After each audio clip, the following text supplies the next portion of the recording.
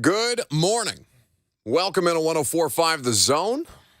Good morning to everybody but Tennessee baseball fans. Vols eliminated yesterday against LSU 5-0, unfortunately, to the Tigers in an elimination game to try and keep their College World Series hopes alive. We're going to talk about it and talk about the context, through the context of this season here in just a second. 615-737-1045 is the number. Dianna Russini, she will be here in, let's say, 25 minutes. We'll get the latest on DeAndre Hopkins and what the rest of the league, the rumor mill out there about the veteran wide receiver, what that market might look like in the coming weeks. Always a great pleasure to have Dianna on the show. Your phone calls are welcome, as I mentioned, and you can always interact in the F&M Bank chat, Facebook, YouTube, Twitter, and on Twitch. So, how would we describe this season for Tennessee? Roller coaster seems fair. Yes. Brandon Rushing, speaking to the chat, says, for the love of God, please don't have the success or failure conversation. We have hammered that into the ground. It was a fun year that ended in disappointment. Funny you should say that, Brandon. I mean, what's wrong with doing that conversation after every time a local sports team's season ends? Why not? I mean, ultimately, if one of them wins a championship, a College World Series, a Super Bowl, a Stanley Cup, then you'll know the answer. But in the meantime, I feel like my position on this is going to be, what it's always been. The ultimate goal of a season is to win a championship. If you fall short of that, there is a degree of failure that is associated with your season. Doesn't mean the season's an outright failure, but the goal that you set out to achieve at the start of the season was not accomplished. Failure. Now, you can consider this a fun season. It didn't feel very fun until about the Vanderbilt series. I don't know how many of you would have regarded this as fun. Now, late season surge or halfway point, let's call it, little more than halfway through the season, when they finally started to gain some ground, felt like they might have a little bit of momentum. The pitching was not the issue last night, certainly, and continued to hold strong for them throughout the course of the season. Bats just couldn't keep up. Missed opportunities. That's a good way to describe it. A season filled with missed opportunities. Now, you're also working against something that was unprecedented is not the right word for me to use here, but the starting pitcher for LSU last night, Nate Ackenhausen. I hope I'm pronouncing that better than Carl Ravitch trying to say Murfreesboro. Did you hear that? Okay, I do not want to hear this from you.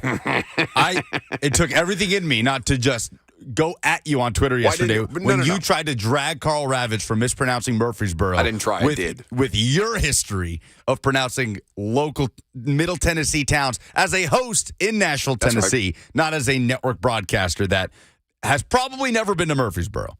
I have. I was in Murfreesboro on Tuesday. Eat it. I'm saying Carl Ravitch has probably never been to Murfreesboro. Listen. And I'm not saying Carl. How did he say it? Oh, it was bad. It was really bad. That's it. The only reason that I felt comfortable enough going at Carl Ravitch for that, again, given my history, the Tennessee geography bee, not a point of strength for your boy. Like, you once took a call from Smyrna, so I do not want to hear this from you. Smyrna's better. Saying Smyrna for Smyrna is better than what Carl Ravitch did to Murfreesboro yesterday. It's bad. You got to give me that. Like, at least when I screw up Lafayette, it's because I'm saying Lafayette, not because of whatever he did to Murfreesboro yesterday. Even if you're just sounding it out phonetically. I'm not saying Carl Ravitch should be forgiven, but Carl Ravitch is a network broadcaster for ESPN whose concern is not how to pronounce the town of Murfreesboro for 99% of his life, except for when he's talking about a player that happens to be from Murfreesboro. You, as a Middle Tennessee resident and host, you do not have an excuse. So you have no room to drag Carl Ravitch. We fixed this. It took 1 year for us to fix that. 2 years. 2 years? We did 2 geography Bs. Yeah, and I killed the second geography B. In fact, I wasn't really that bad at the first. It was a little better. But no, missed opportunities last night, lost to the better team. It was a weird year. If you told Tennessee fans preseason, when Tennessee's coming off one of the most dominant regular seasons in college baseball history, that obviously ended in disappointment. But preseason number 2 team in the country, you lost a lot of juice in the lineup, but you added a lot in the portal. You obviously return a great pitching core. And if you told Tennessee fans in January this team's going to be in Omaha, they'd say, well, yeah, I would think so. I would hope that they sustain that from last year. That makes sense. That's the expectation. But if you told Tennessee fans in March or early April, hey, this team's going to Omaha, they'd be like, really? This team? Before the Vanderbilt series, that kind of turned things around. So very up and down season where they had to come together and ultimately it ended up in the place where they expected to be in the beginning, but got away from in the first 2 months of the year. It felt like, just from my standpoint, when you look at the way that it ultimately ended up, that they were a lot more realistic about themselves, specifically Tony Vitello, than a lot of us were about them in the preseason. We had Tony on, what was that, a week ago, 2 weeks ago? Oh, no, it's not that long ago. It was longer than that. Was it? Yeah, it was after the Vanderbilt series. I'm pretty sure it was after the Vanderbilt series. No, it's been more recent than that. I don't think so. Okay, maybe. The days and weeks blur together. Either way, we had Vitello on, and what did he say? You brought this comment up, I think, yesterday. Yeah. The idea of not the second best country, or not the second best team in the country preseason, but probably somewhere more realistically in the mid-20s. Yeah, that's kind of what he was telling his he wasn't out there at press conferences saying, I don't think we're the second best, but in his private circle, he was saying, yeah, I don't know about that number 2 ranking. Now, what they were up against, though, last night, because it was funny, do you ever follow along when you watch the baseball games, or really any of them, because I do think that Mike and the Knoxville News crew do a good job of doing the live updates, those articles and the live updates. I was following along last night because I checked in probably about the top of the 4th inning. So I was reading through Mike Wilson's notes to kind of see what I had missed at that point. And the first line of the first inning on KnoxNews.com, Nate Ackenhausen, a junior left-hander who usually throws out of the bullpen, will be the starter for LSU tonight. There will be a lot of LSU pitchers throwing tonight. The most he's thrown in a game, he being Ackenhausen, the most he's thrown in a game this year was 3.2 innings against South Carolina in the SEC tournament. That dude, they couldn't get him out of there yesterday. I mean, he was as steady for LSU as anybody that they seem to have in their lineup, and that was the kind of thing that I don't necessarily know. We talked about the starting pitching situation. We talked about how they might manage this and if they felt the need to bring it. What's the name of the number 1 overall pick? Likely number 1 overall pick for LSU? Paul Skeens. Paul Skeens. The idea that would it be possible for them to get Skeens out there if they felt they needed a little bit of a bump? But at this point, I mean, they managed it in stride. It really felt like Tennessee offensively had nothing for Ackenhausen, and they really struggled to get through this game with any kind of life from the bats. Drew Beam was great. Drew Beam wasn't an issue. Pitching hadn't been an issue all year long. So a disappointing ending to a season that you can think of as fun. I think we all had higher expectations for Tennessee. How they ultimately end, it is a success to make the College World Series. Correct. It is a failure to set out in a season where you are the number 2, fairly or unfairly, preseason ranked team, and you don't get nearly as close as you thought you might be able to. I don't think, even if Tennessee had won yesterday, I don't know that they would have been able to sustain the bats all the way through the end of the week. No. I mean, it's a Tennessee team that's relied on the long ball at its best under Vitello, going back to 2 years ago, going back to when they got to Omaha in 2021, and everybody talked about the ballpark and how much bigger it is and how it's not exactly Lindsey Nelson Stadium, where it's a lot easier to get the ball out of the park. You saw that last night. How many Tennessee pop flies or flyouts were caught at the warning track by LSU? So I think Tennessee needs to find ways to diversify their offense. They did it against Stanford, and that was like, okay, Tennessee hadn't really done that this year. They found a different way to win. So I do think that'll be a step for this team. I don't know that they would have been able to sustain past Wake Forest, who they would have had to beat twice, who now LSU has to beat twice. So unfortunate that the University of Tennessee ends that way in the College World Series, and we put a book or close the book on another. I call it fun. It was a fun season. It was a ride, for sure. Certainly a ride. That's probably the best way to put it at this Fun point. postseason. I mean, the drama in Clemson, Yeah. all the talk before the Hattiesburg Super Regional, the game suspended due to weather, and then the comeback, and then 15 scoreless innings pitched. Yeah, it was fun. So Tony Vitello will try and get him back next year, but he definitely has this program in a better place than it's been in decades, obviously. What's the Jello shot counter at? Have we seen the latest? I have not seen the Jello shot update.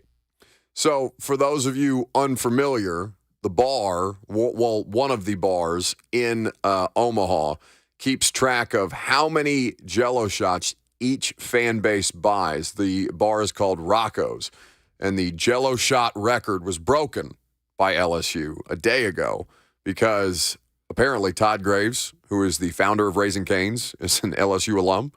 How many Jello shots do you think he bought to break the record? Do you have it in front of you? I do. Can you tell me what the record is? Well, I have the new record in front of me. I don't have the original record. Tell me what LSU put up.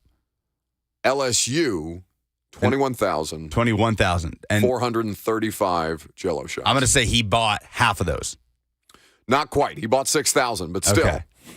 Still 6,000 Jello shots. Apparently Peter Burns and somebody named Ben McDonald, who works at the SEC Network, also assisted. Winning on the field and off the field. The LSU Tigers just sloshed in the streets. Tough scene. All right. Dianna Russini will join us coming up next. I started to say D-Hop, and then I started to say Dianna. Got caught up in the mix. But we'll see where DeAndre Hopkins is in the mix with Dianna Russini of ESPN coming up next.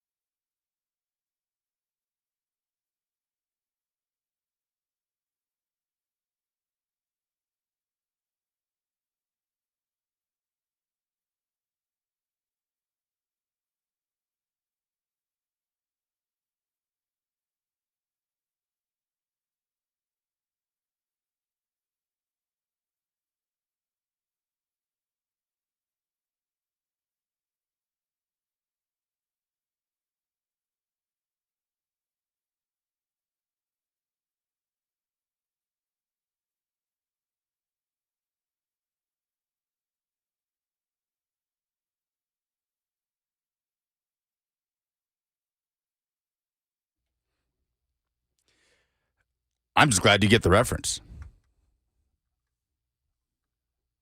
Oh, yeah. Festival head now. Big Bonnaroo guy.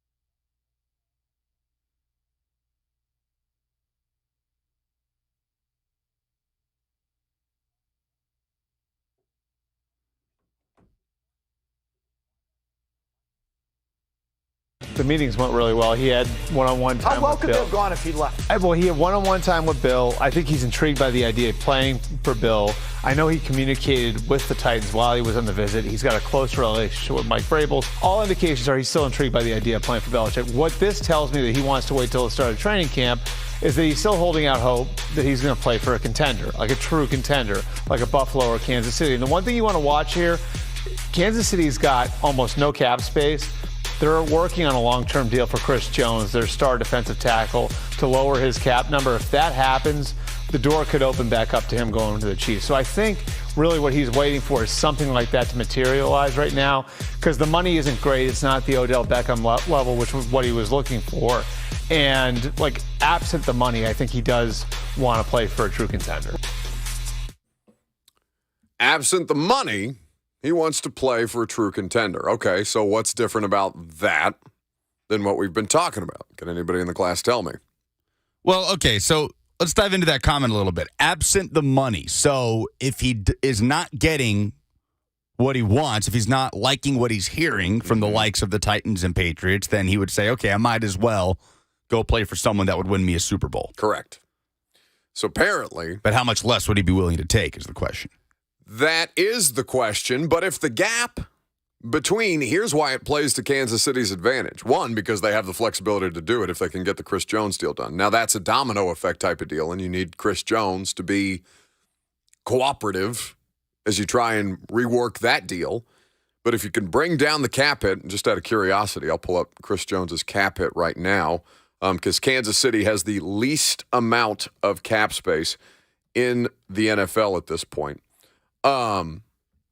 If you can get the Chris Jones extension done and you can bring down your salary cap just enough, and the gap between you at whatever that restructure figure number or that reconfigured cap situation for Kansas City, if you're not that far away from what Tennessee and New England are offering, even though the offers aren't officially official, then yeah, if you're DeAndre Hopkins, you're probably going to look around and say, well, bleep. One, hopefully somebody comes with more money, substantially more money than the three options that I might have at my disposal. But two, if it's not that big a distance financially between Kansas City and the other two, well, why wouldn't I just go win a ring and try and make up that money in playoff bonuses and, incentives and things like that? That's basically what Breer's telling you. That Hopkins took these visits. They probably did go fine. Probably did go completely fine. And he came away not blown away by either of them. And lusting is probably too strong a word, but wanting for more, both in terms of finances and in terms of competitiveness. Because what we can both say, or what we can all say about the Patriots and the Titans, is that they are not on the same level as Kansas City projects to be. So at that point, it doesn't sound like he's getting anywhere close to the Odell Beckham Jr. contract. 15 up to 18. And again, that speaks to the nature of what this free agency period is, which is uncommon to have somebody the scale of DeAndre Hopkins out on the market, but it's not in a way that would necessarily benefit him from a financial standpoint. It doesn't have to be collusion for these teams to not want to bid against themselves and allow the price tag to continue to go up. So while these three teams, and we put it on a poll, at Buck Rising is where you can vote on the poll. Where is DeAndre Hopkins most likely to land? Gave you four options: Titans, Patriots, Chiefs, or the field. I would say the longer that this stretches out, the less likely that he is to sign with Tennessee or New England. In fact, I think that their percentage chance of landing this dude gets smaller and smaller by the day. Now, again, any new offers out there may not blow DeAndre Hopkins away financially. But if the money is going to be, I don't know that the money's even, but let's just assume for the purposes of this exercise, money's even. Who would you rather play for? New England or Kansas City? Tennessee or Kansas City? Right, but New England and Tennessee would have to know that the money would have to be greater from them to bring him in. Sure. Like that, if they truly want DeAndre Hopkins here, and it stands to reason they'd be able to pay more than Kansas City, because we know that Kansas City is not going to. They can't do that much. Right. They really can't. I mean, they're not going to blank check DeAndre Hopkins, not only because they can't, but because they just don't need to. They don't need to. They don't need to. Now, could it? Is that in the way that we talk about one piece away, right? Is DeAndre Hopkins the thing that's standing between Kansas City winning another Super Bowl, winning back-to-back Super Bowls? Probably not. They did it last year. Who was the best wide receiver on the Chiefs last year? Juju. Well, Kelsey, but yes, right. Juju is the correct answer. Now, the volume that Kelsey got may make up for and may continue to get. Maybe they want to diversify the offense a little bit, and it would certainly become more dynamic if you had the threat of Kelsey, who's getting up there in age, and DeAndre Hopkins, who is also getting up there in age. But it's a really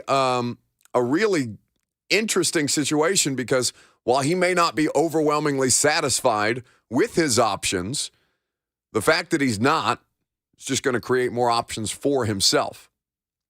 615-737-1045 is how you join the discussion. We'll catch up with Dianna Russini on this here in just a second and dive into what she's been hearing, not just from a local standpoint, but on a league-wide level. Let's go to Jeremy in Nashville in the meantime. Hey, Jeremy. Hey, what's going on, Buck? I just got something to add to the conversation. Like, if the Titans are, it's kind of like a second and third, fourth option for him to come here. Even if he did come here, like, what is the likelihood of him being a significant piece that's going to change that wide receiver room to the point where we're some type of significant Super Bowl contender? And how much do you really give up in order to get that piece? Because I just don't think that he's going to be, something that's going to tilt the scales in our favor to make us like legitimate contenders for the Super Bowl, and it's not worth. And I'm with you. If he would have done signed, he was going to have done it here. They're not going to offer him enough to get him to come here, and percentages are dwindling by the day. Thanks for the call, Jeremy. Is he the difference? Is he the difference between you and Super Bowl contention? We talked about this before. Just to kind of reiterate, I don't think that there's any such thing as one piece away in the NFL. And again, Aaron Rodgers and the Jets might just be that, but at this point, that remains to be seen. I think that for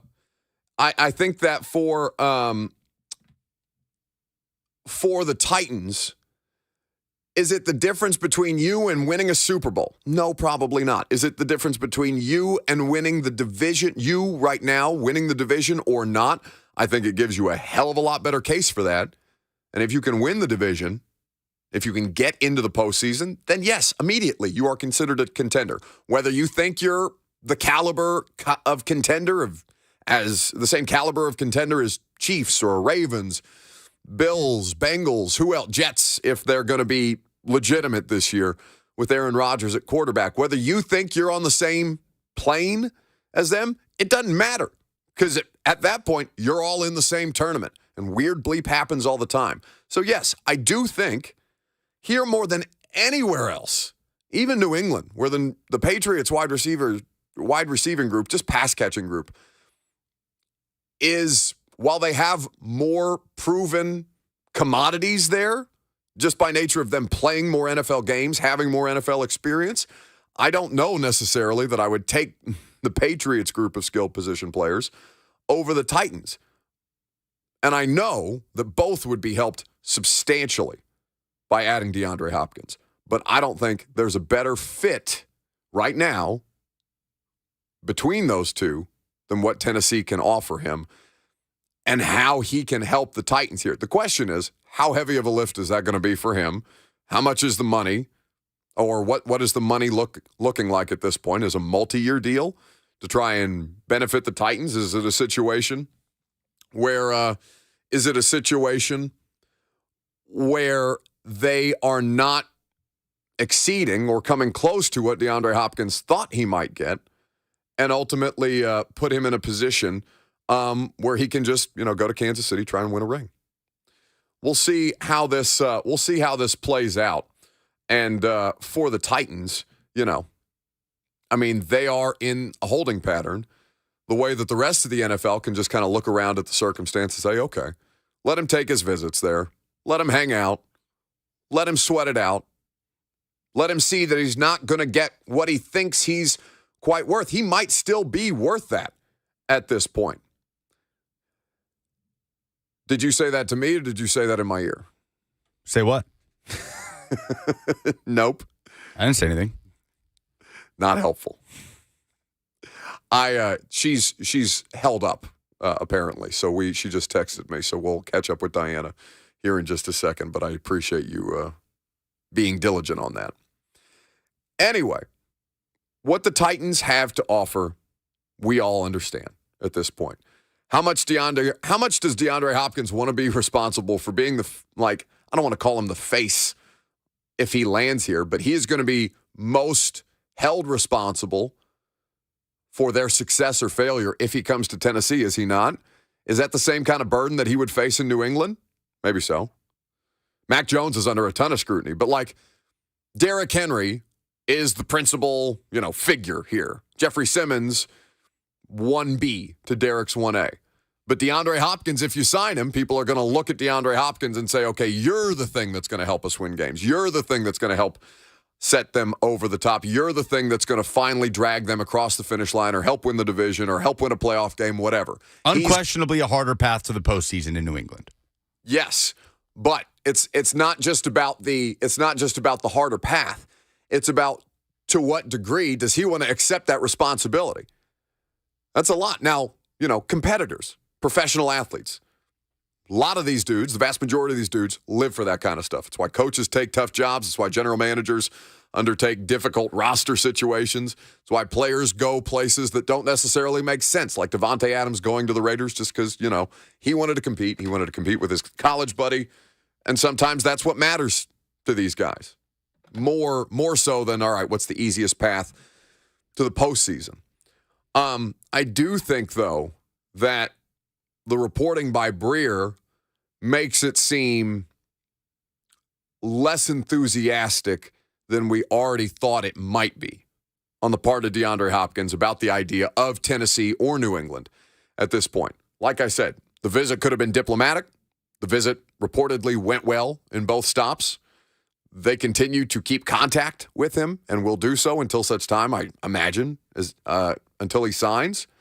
But in the meantime, they're just kind of waiting. Reese in Kentucky is next. Hey, Buck. Hey, buddy. Hey, what I'm thinking about Hopkins here, we got to get him at least for 3 years if we're going to do it. I know it's a money deal. He wants around 15. So why don't we offer him $10 million, 3-year deal? That's $30 million. Give him a $12 to $15 million signing bonus so it doesn't go against the cap.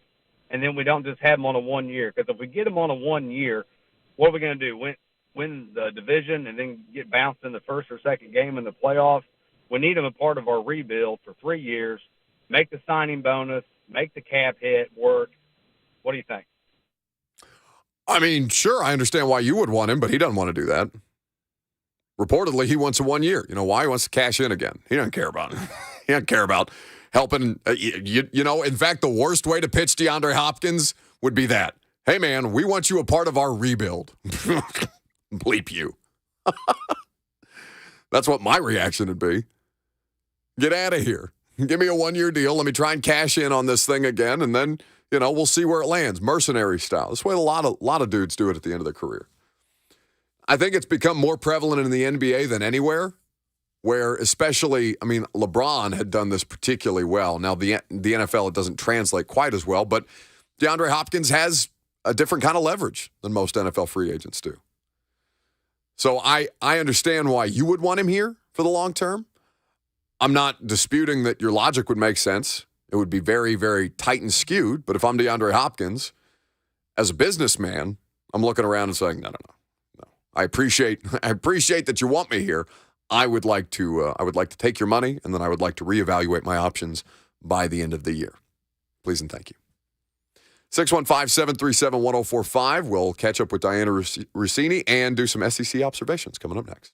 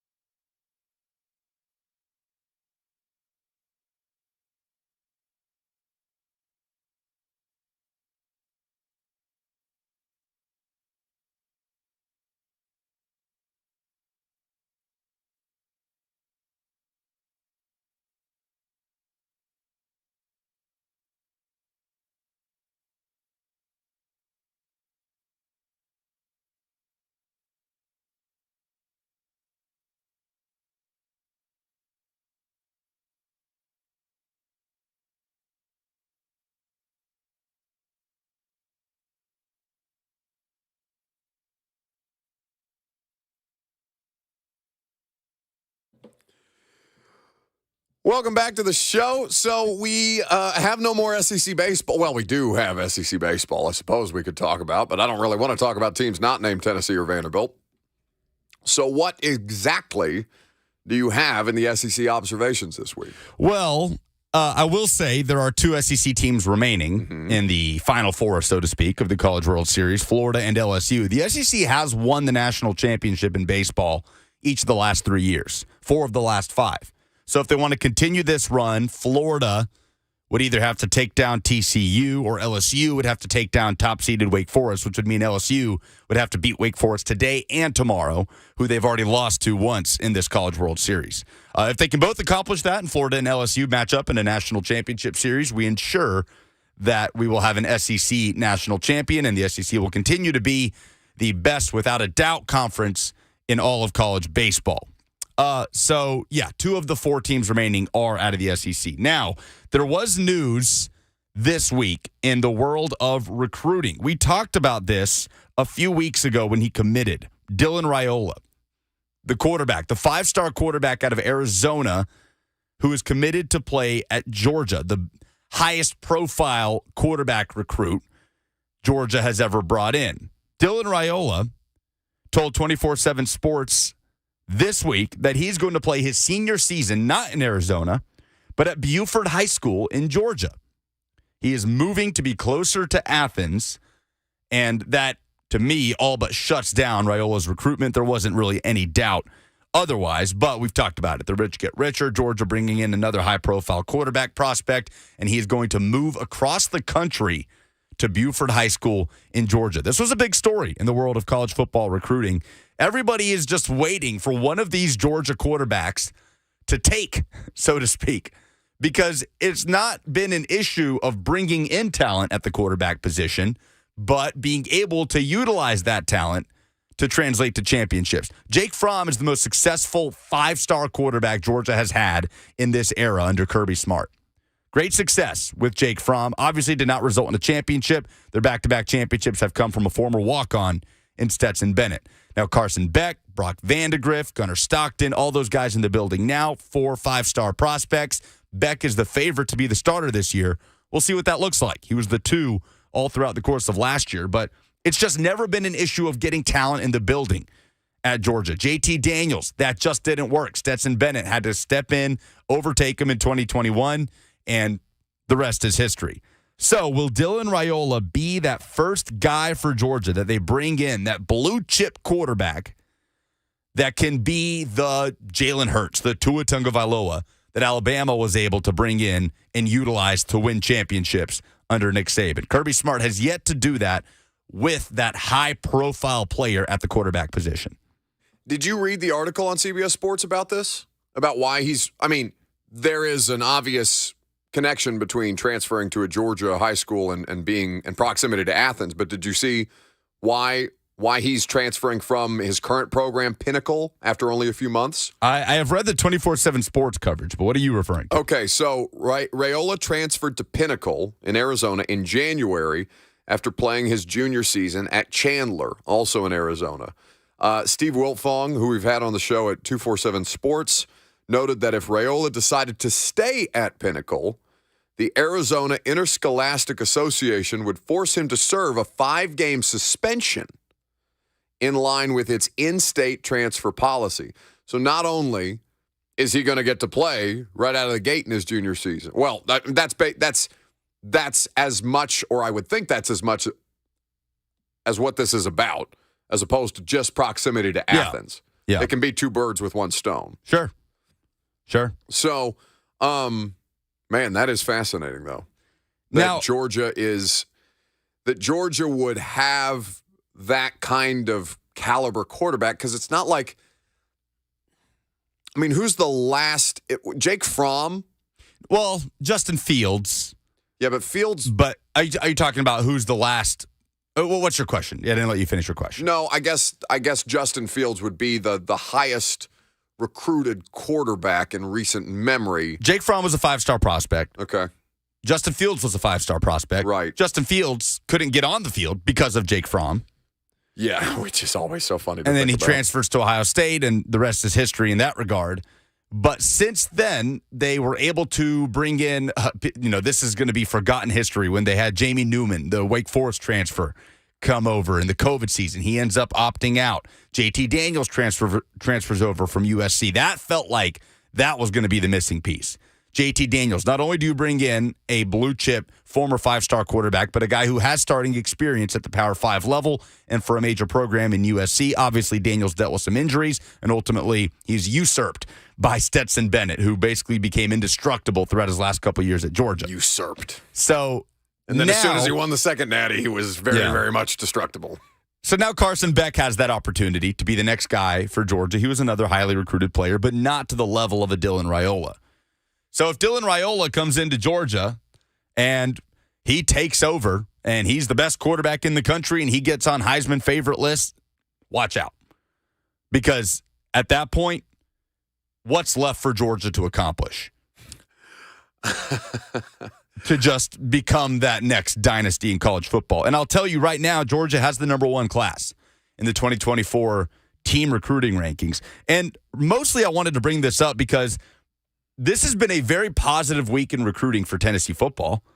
They brought in 2 major prospects over the course of the last 2 weeks on the defensive side of the ball in 4-star Georgia prospect out of Atlanta, Jordan Burns, committed to Tennessee about 24 hours ago, coming off his official visit last weekend. It was a big recruiting weekend in Knoxville last weekend. Jordan Burns, 4-star linebacker, commits to Tennessee. And then an in-state prospect with one of the best names in this recruiting cycle, Boo Carter, 4-star athlete that I believe will play the nickel, will play defensive back for Tennessee. They've talked to him about playing some offense as well. He's listed as an athlete out of Cleveland over in East Tennessee, Bradley Central High School. Boo Carter and Jordan Burns in the span of 3 days commit to Tennessee. Great news for Tennessee, especially on the defensive side of the ball. Here's the thing. That puts Tennessee at number 11 in the 2024 team recruiting rankings. So we continue to have these conversations about, okay, Tennessee's ahead of schedule, right, in the Heupel era. Year 2 jumped up to 11 wins with a lot of the talent that Heupel inherited from Jeremy Pruitt. So what's next? What's next for Tennessee to now take that step to be a college football playoff team, to be a national championship contender? For me, it's making up that gap. I mean, we do not have evidence of a team reaching that stage and competing for those championships and winning those championships without making up that gap. There are anomalies like TCU last year. There are exceptions. Michigan has not been number 1, 2, or 3 team in these team recruiting rankings recently in the Jim Harbaugh era. But Michigan has continuously hit a wall in the college football playoff. And TCU, obviously, we saw what happened in the national championship game. Their time ran out. So what's left for Tennessee? It's making up that gap, and it's a massive gap. That is the hard truth right now for Tennessee fans. It's that conundrum of so close but so far, where you've won 11 games, you got back to that point of a New Year's Six bowl, but what's it going to take to get back to championships? Well, it's making up a massive gap because there's a huge difference between the number 1 team in these rankings and the number 11 team or the number 6 or 7 team in these rankings. Do you know the only college football team to win 3 consecutive national championships? Oh. Tell me. Minnesota. 1934 to 1936.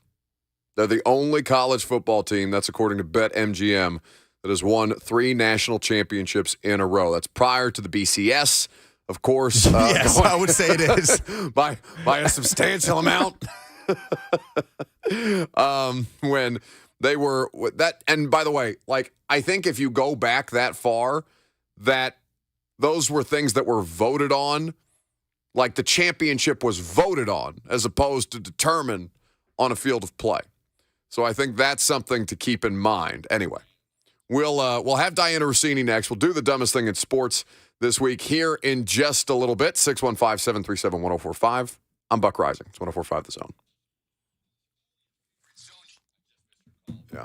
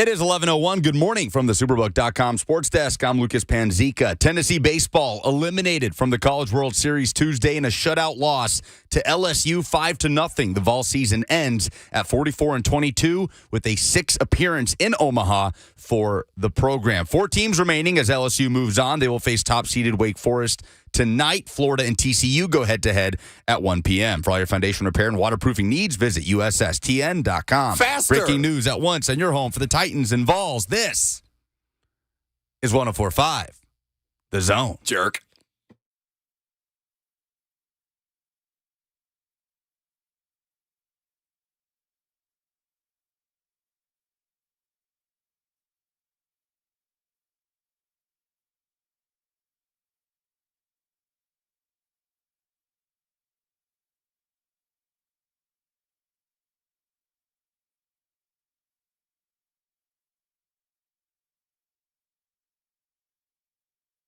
All right, I'm going to keep it tight here because our friend Dianna Russini is about to be on national television in like 8 minutes, and we're grateful that she gave us any time at all. Good morning. How are you? I act like I'm so important. It's just, I was on Mike Greenberg's show today, and it's one of those things that Mike Greenberg wants you to stay and talk football, you got to stay. So I apologize. I can only give you guys a few minutes. What's going on down there? We're surviving. That's okay. You don't have to apologize to us at all for doing your job, Dianna. This DeAndre Hopkins thing is a mess. It's going to be a mess for the next 6 weeks. How real is the apathy, it seems, that DeAndre Hopkins has about the 2 options that are actually on the table for him at this point? Yeah, I think it's really fair to believe that the Tennessee Titans are in this. This isn't going to be a situation where, they tried and they did very minimal. I think the Titans have tried their best to try to lure DeAndre Hopkins here. And from what I was told from people close to the situation, DeAndre's going to take some time here to go over the offers he's made and how he wants to go about it and where he wants to play. Now, this doesn't just mean that the Titans and the Patriots are the only 2 teams that are in this. Other teams could possibly emerge. At this point, though, these are the 2 teams that are in this game. So it's a 2-horse race for DeAndre at this point. But again, some time can go by here and maybe another team pops up. But I know that he is taking the time to kind of go over the offers and figure out what he wants to do next. Dianna Russini here with us on 104.5 The Zone. You just spent a bunch of time in Kansas City last week. There's been some reports about flirtations between the Chiefs and DeAndre Hopkins, some financial matters that they have to work through on the front end. How real is that? Yeah, I didn't get the sense when I was out there and having some conversations with their plans for the future that DeAndre Hopkins was a player that they were going to make a big investment in on, right? So obviously you look at their roster and of course they could use a type of player like him, despite the fact that Patrick Mahomes told me that, the receiver competition right now is so good. He feels so good about where they stand collectively that, I don't look. Of course, Patrick Mahomes would want DeAndre Hopkins to join, but they seem very comfortable and good with the roster that they have right now. But that being said, if DeAndre Hopkins' market changes and the contract he's looking for changes, then it's a different story, Buck. Because I know the Buffalo Bills and Kansas City Chiefs would sign DeAndre Hopkins if he wanted $3-4 million a year, but he's looking for that Odell Beckham Jr. type money, and we'll just see if he'll be able to get it. Yeah, I mean, I've looked through a couple of just over the cap and stuff like that, Dianna, and there just doesn't seem to be that team that makes sense. And I know, as you said, as this continues to drag out, there will be more teams that either bring him in for visits or publicly display interest in some form or fashion. Like, we know that this is basically just a waiting game, but that the finances of that are not easy for really any of these teams to make work at this point, given the window that we're currently in. No, it's not. And I'm interested to see how the negotiation process would work and how it's going to work over the next few weeks because, he may be sitting back right now, and I'm sure the Titans and the Patriots are both going to want an answer at some point here. I'm not sure how willing each team is going to be to wait all the way to training camp for him to make a decision. So, it's that time of year where there is unfortunately some sitting around waiting, and it is the biggest story because there isn't much going on. But from everyone I spoke to in Tennessee, it just seemed they felt that they did everything to try to convince him that they have a roster that could win, and he could obviously be a gigantic addition and obviously help Ryan Tannehill. I'm watching my commencement speaker at my college graduation, Sage Steele, interview Jay Billis on SportsCenter right now. What is she about to talk to you about? She's about to talk to me about DeAndre Hopkins. So I'm about to get in my seat. We talk a little D-Hop. And Dalvin Cook, obviously, you heard recently Dalvin Cook joined Adam Schefter on his podcast to talk about how epic a duo they would be together to sign with one team, and obviously, the Tennessee Titans don't need a running back as talented as Dalvin Cook is at his age. But, the thought process here is I think there's a lot of fans that want to see these super teams like, let's say, the New York Jets come in and be able to land those guys. But that is not the sense I get around the league right now, that those two are going to wind up on the same team. Now, Dalvin Cook maybe to the Jets, yeah, I could see that maybe happening. Going to the Miami Dolphins, that as well. But for D-Hop right now, it just seems these are the two teams, the New England Patriots and the Tennessee Titans. So we'll see how this thing shakes out. You have 3 minutes to breathe. Thank you so much for stopping by. Get the hell out of here. Oh, my God, so sorry. I love joining you guys. I'm going to come back soon. Bye, Dianna. That's Dianna Russini with us on 104.5 The Zone. I swear to you, he's gasping for air. I didn't know she was wall-to-wall like that today. So we'll have her back at another point. We did get a lot of information there, though. There's a ton of stuff going on there.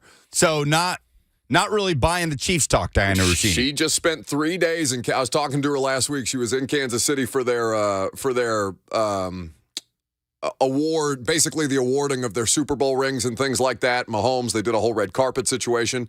Obviously, the Hopkins thing looms over every NFL team right now, and they've got some, as we've mentioned, interesting contract situations to work through with Chris Jones, their star defensive tackle. So she was boots on the ground for the last 3 days in Kansas City last week, and I can't imagine anything has that seismically shifted that would impact her opinion as of Wednesday morning. So your logic of the longer this drags on, the less likely New England or Tennessee would be to sign DeAndre Hopkins. Does what Dianna just said change any of that? Yes. I mean, I would say this is the problem with things like that. Like, there are too many variables to accurately forecast any of these teams, how he might land with any of these teams, right? And I think hearing her speak to that after having just spent 3 days in Kansas City and be like, yeah, for the same reason that teams like to talk about DeAndre Hopkins playing for, or rather not teams, but people, national television, like to talk about DeAndre Hopkins and his potential fit with the Patriots. How much sexier is the idea, whether it's realistic or not, of DeAndre Hopkins on the Chiefs? That seems to be more of a discussion narrative than it is something that these teams are actually put into practice. But I mean, if they get this Chris Jones deal done, they would be wise to hold their cards too close to the vest until such time as they have the finances to actually get in on this, rather than to keep, the speculation swirling when they can't actually do the deal right now. I just still don't think the money would be at the top of the list of bidders. No, but so she said $3 to $4 million. Now, I don't know if she was just saying that or if that's like, if they're actually offering him the Juju deal, it would be $3 to $4 million. Yeah, which has been, it's not the first time that number's been thrown out there. Right. For DeAndre Hopkins. It was my understanding. Incentive laden, obviously. Right, but it was my understanding that it was not the same figures. The idea that DeAndre Hopkins would take a contract a year later after Juju that would be the same, I think it was 3.65 with incentives up to XYZ, that would be the offer. That's tough. He's looking for closer to 10, and it doesn't seem like he's getting that from anybody who at least is, at this point, interested in his services. And even if the Chiefs were to make room with the Chris Jones deal, like, what's to say that they would go up to that number or close to that number, 10? Like, this is the same team that told Tyreek Hill, like, yeah, we're good. We don't need you. And then won a Super Bowl without him. They didn't need him. As long as they have Kelsey, they don't really need one of these top-tier wide receiving options. I can't imagine, and I don't know their general manager, so I'm not going to act like I know what his tendencies might be or or anything like that. Really? Y'all didn't like brush shoulders or something on the street Did you somewhere? like what I did there with Sage Steele? I thought for sure you were going to hit me with the fine thing there. No time. There was no time. Really? The commencement speaker thing wasn't worthy of a fine? It was either going to be her or Joe Buck. And Joe Buck didn't graduate, so he couldn't be my commencement speaker. Anyway. Is that the requirement? No, because I think he got a degree after the fact, like it's one of those honorary degrees or something like that. Because I remember he came to speak to one of my classes and he said, he showed up. He said, yeah, I was kind of just here for 3 years to party, and then my dad did the Cardinals game, so I just kind of walked into the booth. I was like, I love this man. And my professor in the back was livid. Livid. That is what happened. That is what happened. That is actually how he came to be who he is. Anyway. But I have a hard time buying that the Chiefs, even if they were able to make the room, would want to go up to whatever the highest number is. No. Or come that close to it. I just don't really buy it. No, but I mean, so I guess the question that we don't have an answer to for Kansas City is what else would those resources be used on?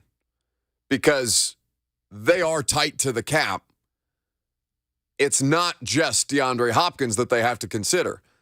Rookie contracts, the same thing that we all think about every time you see a figure on Spot Track and say, but wait, they have $7 million. And I come back and say, or whomever comes back and say, well, no, not actually, because they need this money for the free agents in the season. They need this money for injuries. They need this money for practice squad. They need this money for the draft class. And all of a sudden, your $7 million is like $2 million.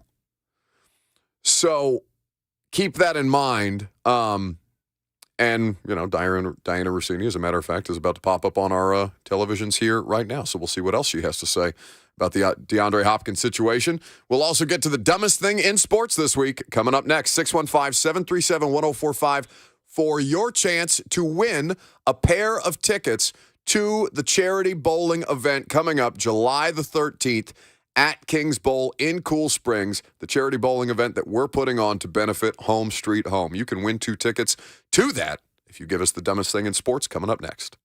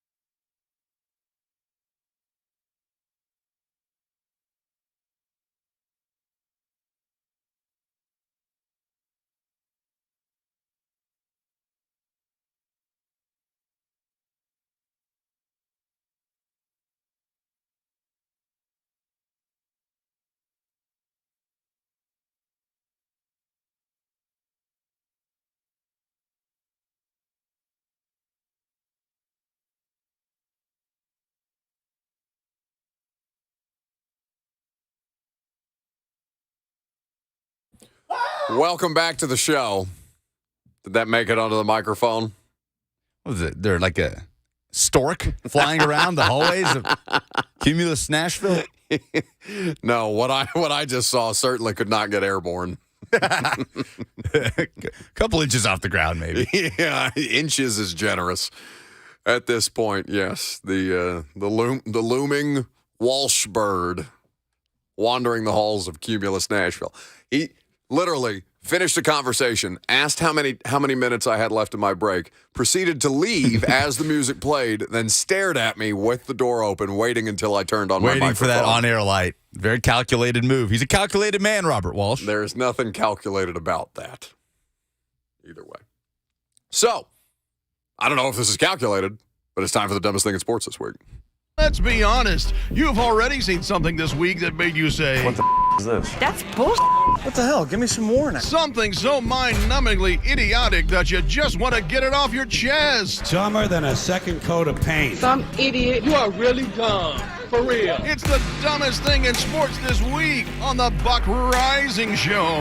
615-737-1045. What's the dumbest thing in sports this week? You give us the best submission. We'll give you 2 tickets to the bowling event coming up Thursday, July 13th, charity bowling event to benefit Home Street Home. A great night, food and drink, all inclusive with that ticket purchase, and 4 hours of unlimited bowling from 6 to 10 p.m. with all of your friends in the listening audience and us. 615-737-1045 to give us the dumbest thing in sports this week. We didn't talk about this, and I thought it might make it as an oh-no submission, but this is my dumbest thing in sports. Now, it happened a couple of days ago, about 3 days ago to be exact. It's a headline from ABC News. Bus driver arrested on DUI charge while driving the Pittsburgh Pirates, the baseball team, from Chicago to Milwaukee. So their bus driver, who was taking them from game to game for their weekend series with the Milwaukee Brewers, got arrested for driving under the influence while he was transporting the team. The Illinois State Police said the driver was traveling away from officers seeking to escort the bus on its trip to Milwaukee late Thursday night. Troopers said they observed more erratic driving and eventually stopped the bus on the right shoulder of the Interstate 94 in Chicago. So he thought that his police escort was there to get him. Man probably thought he had it figured out. This is how you drink and drive. You got a police escort. You do whatever you want. Until such time as he got so inebriated that he thought that the police escort was there to pull him over for his drinking while intoxicated. And ultimately they did. Spectacularly. That's Hall of Fame. So did he That is Hall of Fame dumbest thing in sport. We need a plaque. We need an annual honoree for the single dumbest thing in sports. Now, first of all, glad nobody was hurt. Yes. Because driving a vehicle that large while under the influence is very, very dangerous for everybody involved. But second of all, did he just, his mind wander, and then he look up in the rear view, be like, oh, bleep. He sees the lights. Police said the driver was arrested after they observed, quote, multiple signs of impairment. The driver isn't a Pirates employee, but was contracted to drive the team to Milwaukee after the completion of their series with the Chicago Cubs. Quote, we are deeply concerned, says Pirates Senior Vice President of Communications, Brian Warecki, in a statement. Unbelievable. That might be the single dumbest thing in sports we've ever had on this show. It's pretty close. What might that replace? We've done this for 3 years. What almost is at this point. all-time dumbest? Oh man, I don't know. It would take some time for us to. We would have to go back through the archives. Perhaps we'll make Bert do it since he's spending his time coming here and screeching at me like a bird of prey.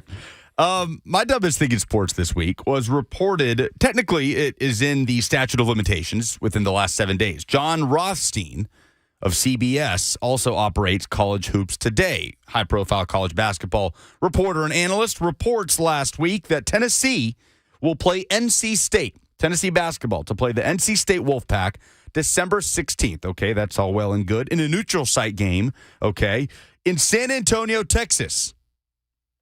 What? Wait, where? San Antonio, Texas. Tennessee and whom? NC State. in Texas. And my question is, why? Do you have an answer to that question? No. Has there been any kind? Is that just it? I would love an answer to that question because that makes no sense to me whatsoever. It's not even a cool thing like them playing Duke, North Carolina on an aircraft carrier. They're just sending this game to San Antonio. They're going across the country where they could meet in Charlotte. They could meet in Greenville. I don't know. I mean, how many places? Robert Walsh could speak on this. How many places, Robert? How many venues between? First of all, where's NC State? What town is that located in? That is in Raleigh, North Carolina. Right. Okay, the capital of North Carolina. So, how many venues can you think of off the top of your head or towns that would be somewhere between Knoxville, Tennessee, and Raleigh, North Carolina? I could probably just go down the list. It would be Raleigh. It would be Greensboro. It would be Winston-Salem. It would be Charlotte. It would be Knoxville. I think those are the big ones right off the top. You could probably play in Asheville. I don't think there would be a complaint about being in a beautiful mountainous region either. You go to Atlanta. Like, there's so literally many, anywhere but San Antonio. Nashville, NC State fans go and experience Broadway. San Antonio, Texas? Is there a high school basketball recruiting hotbed in Texas in San Antonio that I'm missing that would greatly benefit both programs? I'm told they have a lovely river walk. Like, what are we doing here? Why is this good for college basketball for Tennessee or NC State to travel all that distance? It's like Tennessee going up to Brooklyn, New York last year to play Maryland. And even that made more sense than going to San Antonio, Texas to play NC State. What are we doing here? That's my dumbest thing in sports this week. Charles Barkley said that's where the ugliest women in America live, too. That is right. That is a quote from Sir Charles Barkley. The ugliest women in America live in San Antonio, Texas. Do you know that Charles Barkley is the most important sports broadcaster that we have, and that's the kind of analysis that our most important and highest profile sports broadcaster is uttering. Fort in the F&M Bank chat. This is the best explanation I've seen. They scheduled the wrong UT. That's got to be it. They thought it was Texas. I mean, I truly want that to be true so there's bad. There's nothing else you could present to me that would make more sense for Tennessee and NC State to play in San Antonio than for them to have accidentally scheduled Tennessee instead of Texas. Texas Titan says, I should be a little insulted by the Barkley comment, but I'm LMAOing, not the band. The other thing. Bert, do you have something, or are you just here to not contribute? Not only do I have something, I have options. I can go with something that I've seen today that is very dumb, or I could get messy dumb. Would you rather go with something a little messier, or would you just like me to stick with the same old brand of dumb things that I bring most days? I've seen the messy you. In fact, it's, typically dealer's choice. Let's go messy. Let's get messy.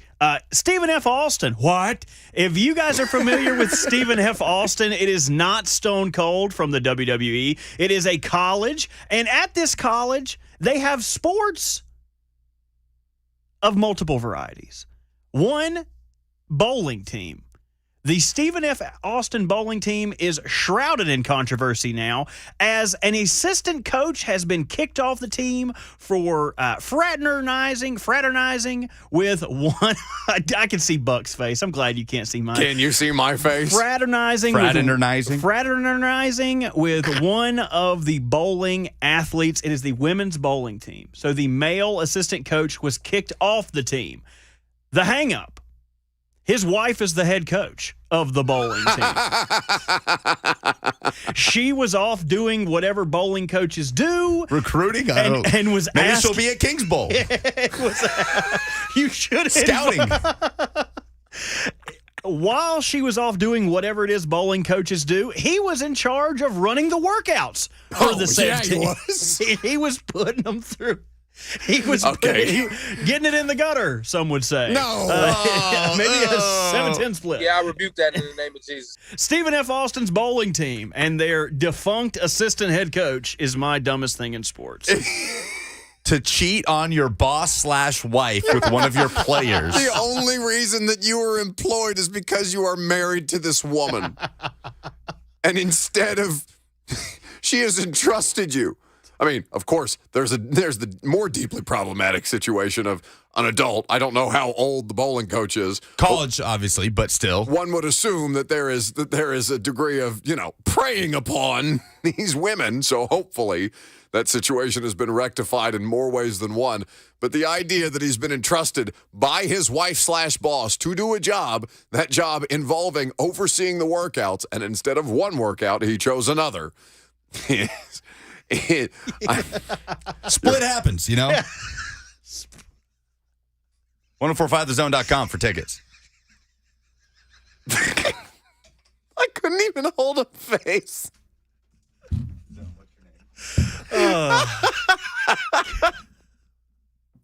That's as good as the promotional thing we could do, this godforsaken charity bowling thing. Reach out to Stephen F. Austin. See if we can't get like a guest speaker, maybe like an in memoriam for him. No. I don't want What do you mean no? I don't want anything to do with that. You don't want to talk to him? You don't want to hear his side of the story? No, I don't want to hear the disgraced. No, he's not even the bowling coach. He's the husband of the bowling coach whose wife he has disgraced. His statement is actually the best part. Oh, there's a statement? Yeah, I saw this morning. You know what I'm talking about? I didn't even know there was a statement. No. I'll track it down. Okay. Jonah Reel says that audio drop is the only value that Caleb Farley has brought to this fan base. Oh, it's sad because it's true. Doug in Columbia, for the opportunity to win a pair of tickets to the charity bowling event that Lucas so accurately described. Split happens coming up on July 13th at Kings Bowl in Cool Springs. Give us the dumbest thing in sports this week, 615-737-1045. Go ahead, Doug. My nominee is the Atlanta Braves for what they did to Charlie Culbertson on Sunday. Explain. Okay, Charlie Culbertson's father was supposed to throw out the first pitch on Father's Day. Sunday morning, the Atlanta Braves DFA'd Charlie Culbertson. Oh, no. Oh, yeah. That's tough. So he's out there for Father's Day. He's getting ready to throw the first pitch, and they DFA him before the game. That's diabolical. That's pretty cold. I mean, I shouldn't laugh. That's awful. But oh no, yeah, he didn't get his Dave Grohl moment. Happy Father's Day. Yeah. So, would you like to hear the side of the story of what was the name? Steve Lemke, the Stephen F. Austin assistant bowling coach that cheated on his wife/head coach with one of their players. So his side of the story, because it's important to hear all sides. Quote from Steve Lemke himself: "I knew." I can't even. You read it. Read it. He said, "I knew it was kind of a no-no, but there's not a rule saying it can't happen." Bleep off. This is a real quote. No. This is a real quote. "I knew it was kind of a no-no, but there's not a rule saying it can't happen. There's not a law saying I'm going to jail for doing something like this. There's nothing in stone. I guess it's just an ethics code. Like we frown upon it, but there's no rule. There's no law broken." He continues, quote, "I was the stay-at-home dad for 5 years with the kids while Amber got to go off and coach the team. And when she would get back, I would run practices on top of taking care of the kids while she was back. When they would travel again, I would sit back and take care of the kids. Then when I got hired on, she almost forced me to run practices. I was a volunteer the entire time. Before that, trying to help out Amber. Once I got hired on, one thing stemmed from another. I felt like I was doing too much for what I was being valued at." Did you see his remarks to the bowler? When he was talking to her, he said, "You're right up my alley." He did not. You should be open to new things. Get to the shadows. You're making this up right now. You strike me as a fun person. Now. Split happens. It said, "I knew it was a no-no." It's not even, he's just turning it into a form of Tourette's every time he goes to the shadows now. He's just shouting random things. I can't get over these quotes. I knew it was kind of a no-no. Gaslighting everyone into thinking, but it's not my fault. I worked so hard. I shouldn't be laughing at this. This poor woman, this poor bowling coach, and whatever athlete was victimized in this particular situation. I mean, my God. It didn't have anything in detail. Okay, so it should be noted before we continue that Amber Lemke, the bowling coach herself, declined to comment on the story. And I'm reading an article in SB Nation. It says, let's get back to Steve burying himself more, this time when asked about the text messages he received. It didn't have anything in detail. It was just about how amazing I am, basically in general perspective. Amber saw that and questioned me, and I got to the point where it just built up in so much that I basically told her the truth after she dug through my phone. No accountability whatsoever. I told her the truth only after she dug through my phone. Hey, I got one more. No, you don't. I do. One more, please. He was very bold.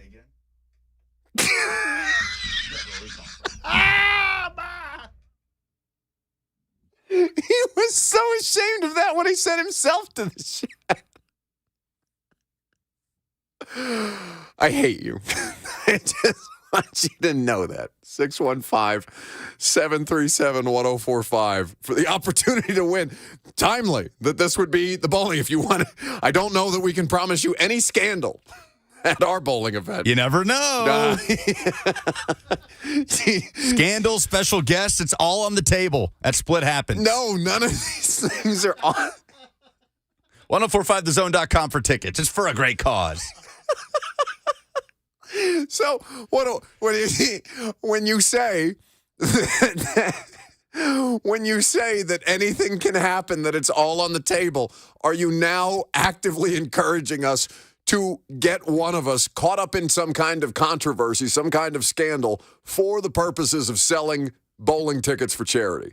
Because the two of you are in relationships. You have much more to lose at this stage of your life than I do. Jonah on the FNM Bank chat says, I'm showing up looking for no-nos. I hate the laughter in the background. 1045thezone.com. Oh, man, the puns are coming in. They're coming in strong. No, I can't. All Tyler right. says, no, wait. Can you let me spare me this, please? AJ says, how do we know it wasn't an O-pin marriage? Oh, my goodness. This is fantastic. Just wait. Let me take some phone calls. The proudest I've ever been of the FNM Bank chat. Well, that's better than you fighting with them about something nasty they said to you about soccer. Deborah in Manchester is next. Hello, Deborah. Yes, all I would like to say is that maybe Amber is so embarrassed that they found out that she is the coach of the bowling team. Oh, no. Thank you for the call, Deborah. We love Manchester. It was wonderful to spend a day in your city. And now Deborah is actively antagonizing the woman who just got cheated on by her scumbag husband. Oh, my God. She didn't even want the ticket. She just wanted to sideswipe Amber, the bowling coach. Unbelievable. Alex Ray said, we need more cheating in sports. Now, I have tried to get this off the ground, damn it, 3 different times. The two of you have actively fought me at every turn. I didn't know you meant, I thought you meant like cheating, as in like, trying to gain an advantage in nefarious ways, not literal cheating on a partner in sports. Not the way that you cheat to try and gain nefarious advantage or however these things go down. I wanted to power rank sex scandals in sports, and the two of you would not let me. It's summer. I'm going to do it at some point in the next couple of weeks. I'll have to put together my list, though. This may have a place. Casey in Lewisburg. What's up? What's up, man? So, yeah, my dumbest thing in sports, this happened a couple weeks ago, but it's Jay Monahan. Yeah. Joining Live after all this talk about how he would never be like that organization. It's discussed him that people are joining and that and all that. And now, you just spit in the face of Tiger and Roy, basically like, hey, we're going to go take his money even though I couldn't get y'all's $800 million.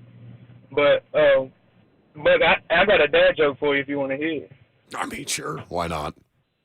Hey, so how do you make holy water?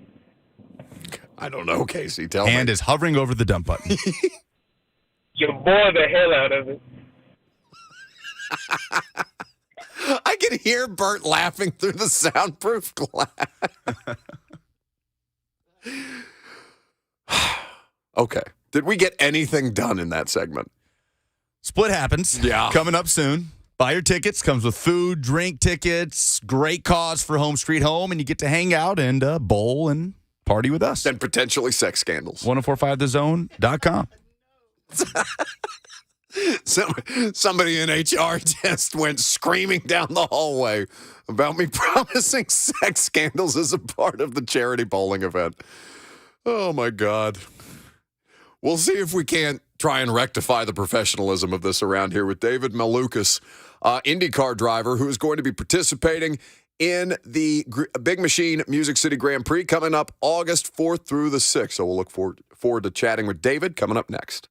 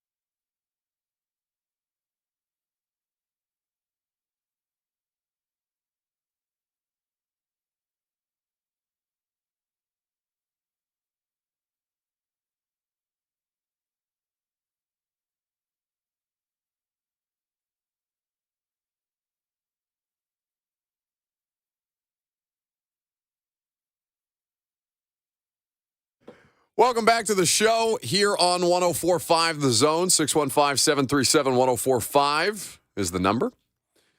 Expecting to have IndyCar driver David Malukas here in just a little bit. Talk about the Big Machine Music City Grand Prix coming up August 4th through the 6th. You can get your tickets right now at musiccitygp.com.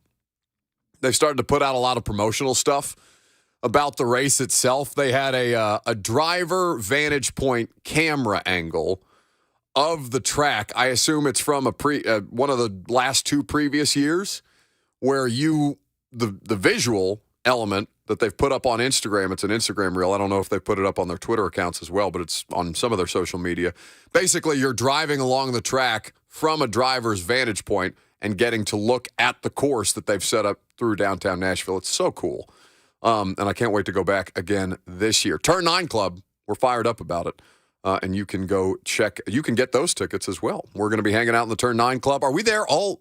Is there a day? Do we know specifically? Well, we were there mostly on race day last year. Like Sunday. Yeah. Like the big race day. Yes. But Saturday is honestly, qualifying is so fun to watch. Watching the process of qualifying, because that's when you really get a feel for every single car. Yeah, I am fascinated to see, what's different about the vantage point that we'll have this year versus last year. And, just kind of, because to be completely transparent, I didn't know a ton about IndyCar. I've been to the Indianapolis 500 twice just as a with college buddies while we were still in school. It's like a 45-minute drive up there from Bloomington, where I went to college. And I went to the Indy 500 2 years in a row, my junior and senior year, and didn't see a single car. So it's a different kind of experience now that I'm having with IndyCar, and it's really, really cool to see it set up in Nashville, downtown Nashville, that way. We still haven't gotten a good answer about how the Big Machine Music City Grand Prix might be impacted in future years now that the construction of the new Titan Stadium is officially moving forward. And Lucas tells me that we have a caller to that effect. Jody in Columbia is up next. Hey, Jody. Hey, guys. Yeah, that's exactly what I was calling about. I mean, once they break ground on the new stadium, I'm just wondering what they're going to do, if they're going to move it to a new location or what. I don't know. I'll just let you guys elaborate on that. I appreciate it. Yeah, no, I wish I could give you any additional details, Jody. I think the last time that we had asked somebody a question about this was either Titans president Burke Nihill or Mayor John Cooper. Both were in studio with us to talk about the stadium project and plans before it had been finalized here in the last couple of months.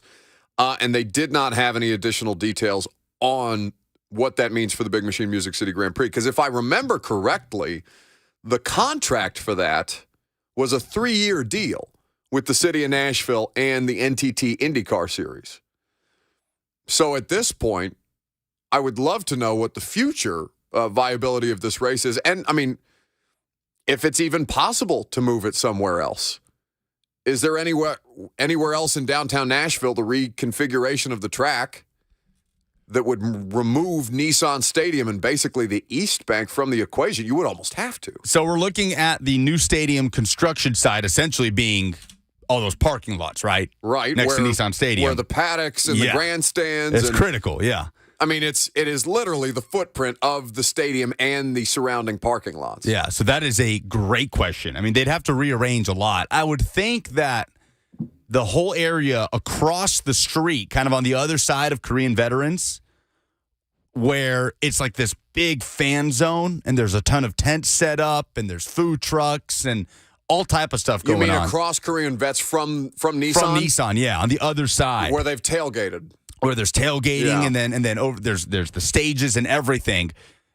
Maybe they'd have to find a way to put the paddock over there instead. And I don't know. There'd have to be some big adjustments. Don't they have? And I don't know if they did this morning. I was talking to Bert about it last night. Bert, are you back there? Is he back gone? There? Okay, very good. I hate that I can't see him. Anyway, Bert said something to me last night on Primetime that the morning show was going to have. I think the president of the race or some kind of executive. They had Matt Crew on this morning. The Did CEO, they ask him that the question? founder of the Music City Grand Prix. I'd have to go back and listen to it. Okay. Yeah, because I didn't catch the interview itself. Yeah, it was about an hour before we came on. I'll text them and see if they might have asked about that because, yeah, that's a huge situation that both the city and IndyCar would like to resolve because they've had tremendous results here with the race itself. But we'll keep an eye on that, and we'll continue to keep you updated with the latest on the Big Machine Music City Grand Prix. Again, MusicCityGP.com is where you go for those tickets and the Turn 9 Club, where we're very excited to be hanging out. Let's get into a subject that came up a couple of days ago, courtesy of a former NFL quarterback and his comments about Ryan Tannehill and the Titans. We're going to play those for you, what Chris Sims had to say about Ryan Tannehill and what he means to the Tennessee Titans, coming up next.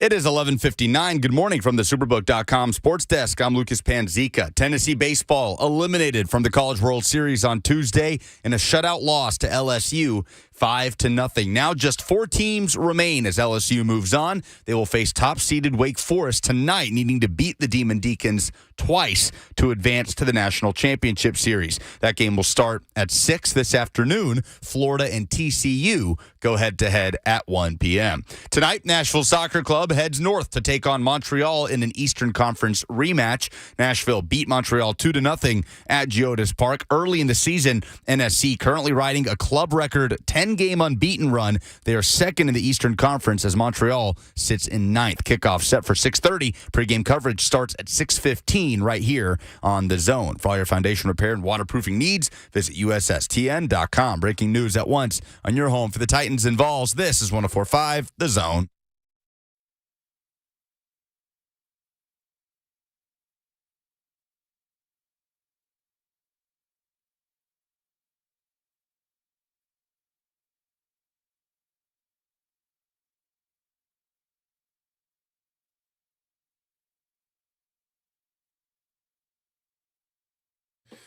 Final hour already.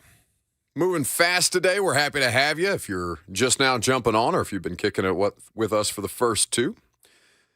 One more to go until Blaine and Mickey. We'll turn you over to them at 1 o'clock. Like I said, 615-737-1045. In the meantime, if you want to join the discussion, what's the biggest thing that's keeping the Tennessee Titans from a Super Bowl?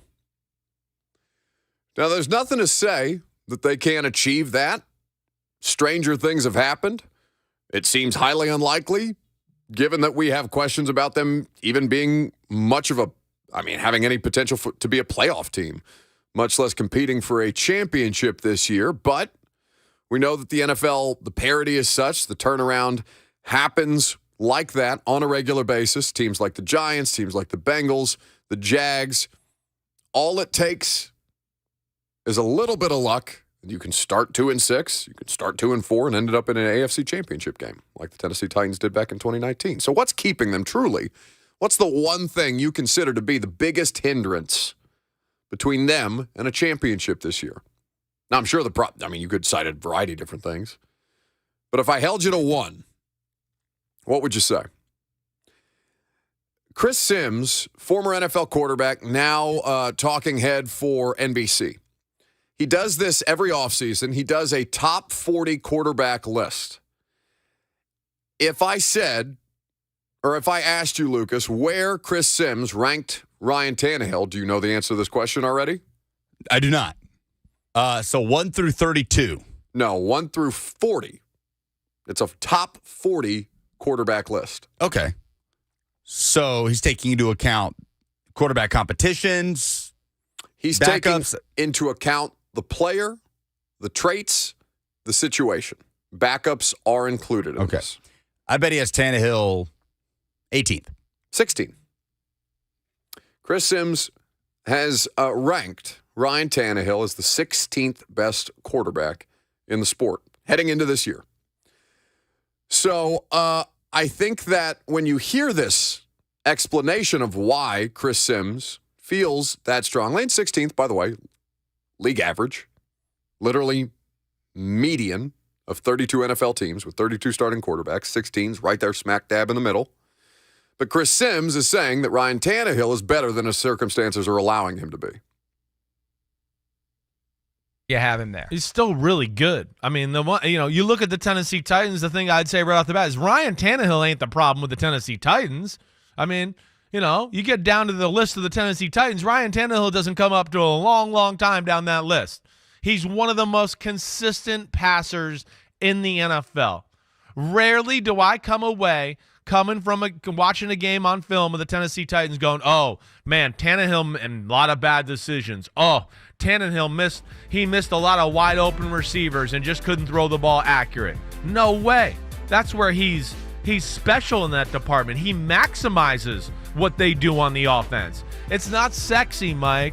He doesn't have a sexy personality, so he's kind of always that guy. He's not a superstar either. So he's the kind of guy sometimes that, everybody looks for, I think we can do better. And I want to be like, well, all right, well, be careful with that.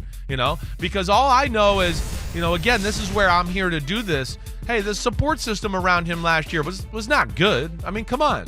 Most people can't even name a receiver on the Tennessee Titans football team. Let me ask people this. If you don't think Ryan Tannehill is good, how'd they look without him last year? I would ask people that. Oh, that's right. They couldn't even get first downs. They couldn't even throw the ball. They couldn't even do anything offensively. So that's where I respect him. He's a very good athlete. He's a better athlete than he shows. He needs to run more. He's too much of a statue in the pocket at times. He does not have a lot of variety of releases and all that, Mike, but he doesn't need a lot of room to throw in the pocket, and, man, he's a bullseye thrower. I mean, he hits the bullseye a lot, and that's where I really like Ryan Tannehill's game. That's Chris Sims on Pro Football Talk Live. I believe you can watch that on Peacock. So, not Ryan Tannehill is the thing that's holding the Titans back, Chris Sims says. But the thing that might be elevating them even more than we think. I understand the issues that people are going to have with Ryan Tannehill and that the Bengals game is at the root of all evil for you. Okay, but think about that. Think about what you just said. When people have problems with Ryan Tannehill, are they going back to anything that happened more recently than the Cincinnati Bengals game? No. Not at least in my interactions. It's consistently the thing that people are still clinging to, and I understand. It was a traumatic moment for many of you. You're the number 1 overall seed. You're as healthy as you've been in a nightmare season where you can't keep anybody on the field. You have Julio. You have AJ. By God, Derek's ready to go. And what happens? First interception on the first play, goal line interception that Mike Hilton all but called, and the last interception, the third of 3 on the final offensive play of the game. A game that you got to Joe Burrow more than 9 times, officially sacked him 9 times. Probably should have been 11 had 2 not been waved off. Ryan Tannehill, the issue that people have with him still goes back to not last season, but 2 seasons ago. Yeah, a year and a half ago. I'm not agreeing with them.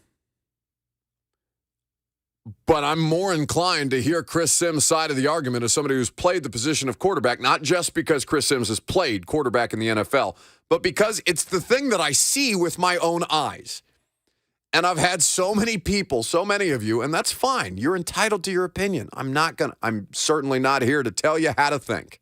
Okay? I'm just here to offer you as many different perspectives and opinions. What did you say earlier today, that it's important to tell both sides of the story? Oh, on the Stephen F. Austin thing? Yes.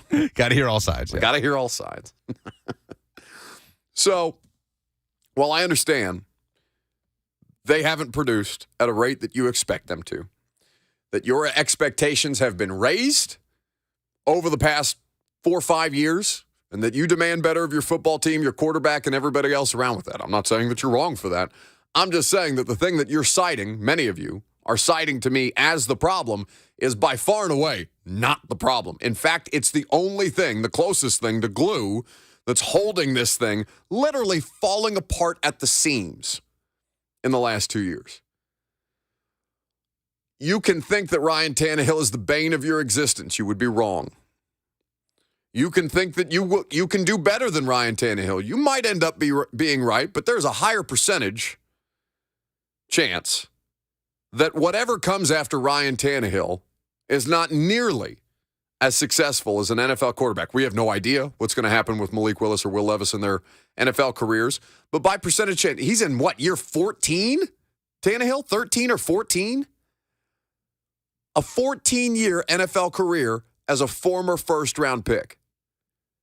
While I understand you might cite for me examples of Lamar Jackson, Josh Allen, and Patrick Mahomes, those are 3 dudes.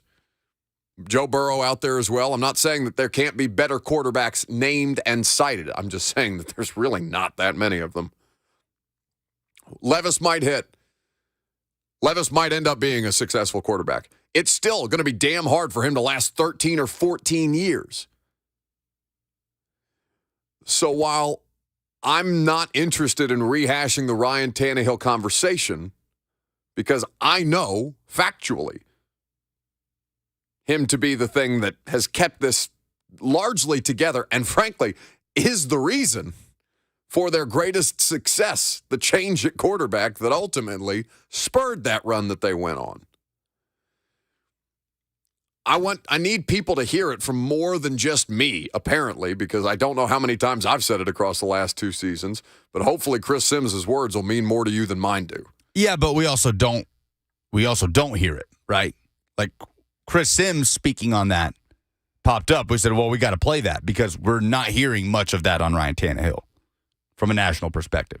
Yeah, because nobody else is. That's the most time that's been spent on Ryan Tannehill by somebody who's not a local Nashville pundit, probably all offseason. Did you see what John Glennon tweeted from Bet Online? No. The other day. John Glennon. Oh, yes, we sent it to the group. That's right. He tweeted yesterday, Vegas clearly expecting another high-octane performance from the Titans passing attack in 2023. It's the betting odds, Bet Online, on the most passing yards by a quarterback in the 2023 regular season. I mean, Pat Mahomes at the top, right? I mean, Kirk Cousins, 10-1, is fourth. Tua Tagovailoa is 6, 12-1.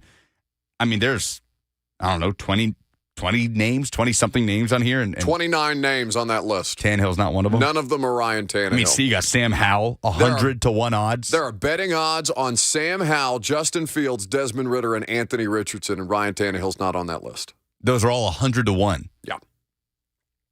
Patrick Mahomes, naturally the favorite. It's for most passing yards in the 2023 regular season. Now, I think that has probably more to do with the Titans' play style than it does Tannehill himself. Yes. Collective. But again, that's Chris Sims' point. He's saying, no, they're not struggling because the quarterback isn't good enough.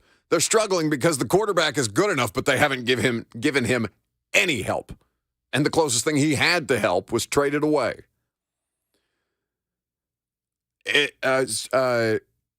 Looking at the F&M Bank chat, Brett Wallace says, I think offensive leadership and intensity is what keeps us from the Super Bowl. The offense doesn't have an intense vocal leader that almost every Super Bowl winning team has.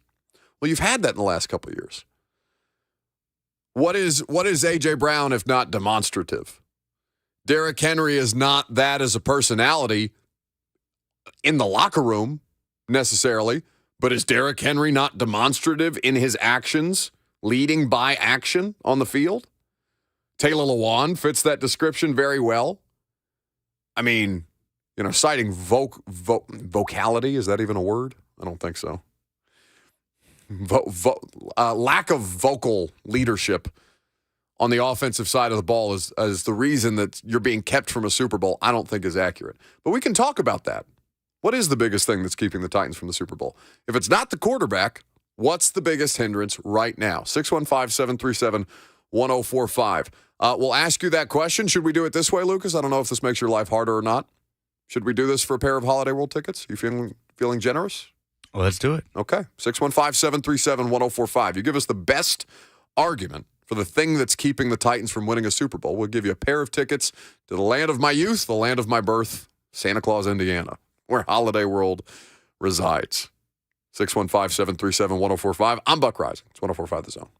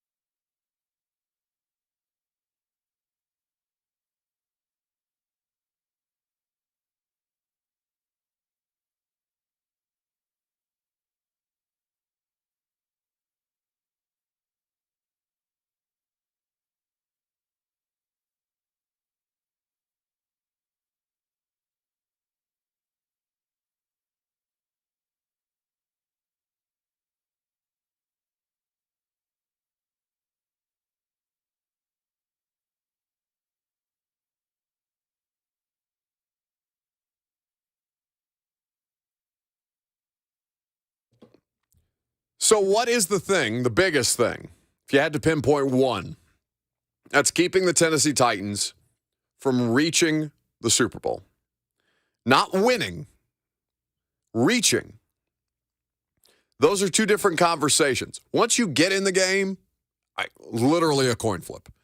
Any number of things can happen at any point that can dictate whether the Philadelphia Eagles ultimately come out victorious or what ended up happening, the Kansas City Chiefs handling their business and going on to be Super Bowl champions yet again.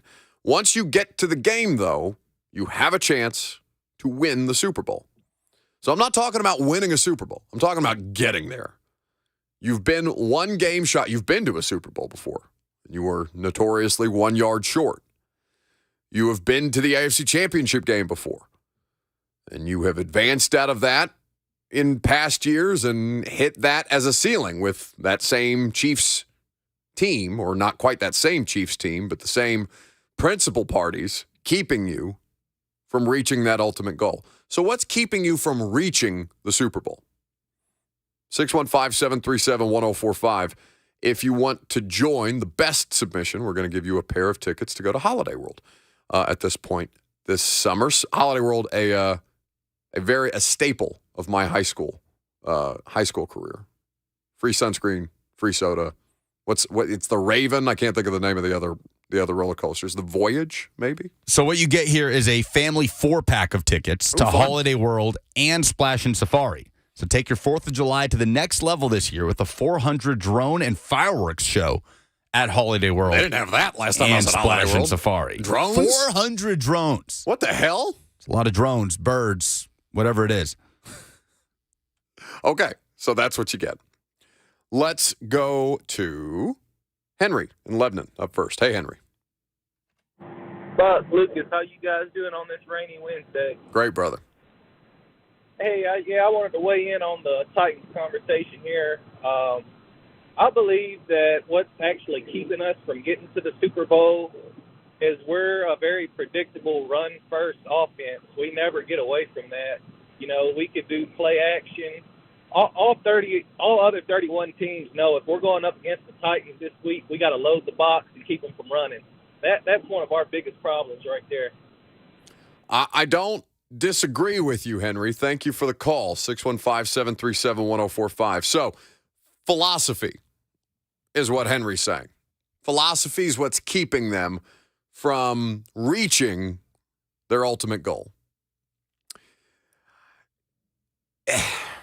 It's hard for me to argue that they should be a different kind of a team when Derrick Henry's on the roster. Now, you may argue, I don't think you would. I don't think Henry or anybody else would. You can argue against just the general presence of Derrick Henry on the roster. I would think that would be, tough. He's still a great player. There's no telling how much longer that's going to last. He needs significantly more help. I think they can still be successful playing the style of football that they want to play, but they have to have explosive plays in the passing game. They have to avoid playing as many, not just third downs, but as many third and longs as they felt like they kept getting stuck in. Not only because they're handing the ball off on first down and then handing the ball off again on second down, but because every time they'd try to pass it on first down, he'd get roasted back there, or whomever the quarterback would get roasted back there because Dennis Daly or NPF or Aaron Brewer or, Ben at times, the offensive line was a problem. Even when they tried to be a more efficient passing game, passing on first down, the most efficient way to continue to move the chains, not possible for last year's Titans team because they just immediately got undermined. Okay, if I go down the list of Super Bowl champions, starting most recently, can you stop me when you see that the first team with a play style that can be considered closest to what the Titans want to do, that run-first philosophy? Mm-hmm. Chiefs, Rams, 2022, Bucks with Brady, Chiefs, 2020, Patriots, 2019, Eagles, 2018. Carson Wentz to Nick Foles. Yeah, that wasn't, they had the most overwhelming offensive line in the sport. They had a good running game, but the reason Nick Foles looked like that in the Super Bowl is because they had the best offensive line. This isn't had a good running game, right? Yeah. Most of these teams, if not all of them, had a good running game. No, what Nick Foles had was a better performance in a Super Bowl than Tom bleeping Brady. Yeah, MVP. Yeah. So 2017, Patriots, 16, Broncos. I'm pausing. The Broncos, yeah, but Peyton was a corpse. Yeah, the passing game is certainly not what won the Broncos that Super Bowl. No, but the running game wasn't either. It was Von Miller. It was defense. They were overwhelming. Now, I think that the Rams got to a Super Bowl with that same kind of philosophy. In fact, the Super Bowl that the Patriots most recently won with Tom Brady was over the Rams team, and you'll correct me if I'm wrong on this, and we'll get perspective on that. We'll get back to your phone calls on that here in just a second. But if I remember correctly, that 2019 Rams team was pretty close to what the Titans were doing. Wasn't that Todd Gurley still at like peak Todd Gurley abilities? You're saying the Rams team that lost to the Patriots? The Rams team that lost to the Patriots. Yeah, so not the Rams team. Correct. 18 season, 19 Super Bowl. Correct. The 18 Rams with Todd Gurley. That's Todd Gurley, yeah. They had a better passing game than the Titans. But really, 2020, the Titans were that. So like 2020 Titans, 2018 Rams, not that far off. So again, can you get to the game? The Bucs, the year that they won it in the COVID season. Now, they had a lot of people follow Tom Brady down there. And it allowed them to be very, very versatile in what they could do offensively. Because he could drop back 50 times a game and beat you. But they also had Fournette, Gronk, a collection of tight ends that if they needed to go 12 and 13 personnel, multiple tight end sets, go heavy, they could run the football at will as well. Well, I'll stop you there. The best example of can you get to the game is the 49ers. Yes, can you get to the game is perpetually. Jimmy Garoppolo. Yes. But winning is the different question, right? All of these teams, hell, Lucas, you could probably keep going when you're done answering the phones on teams who've won a Super Bowl playing the style of football that the Titans have, made their brand of football at this point. Let's go to, it's always a test. We'll see if we can nail it this time. Ryan in Chevville up next. Hey, Ryan. Hey, guys, and that's right, shovel. Nailed it. Shovel to some. A shovel. Chevville. You were on the phone. I nailed it. Ryan is my witness.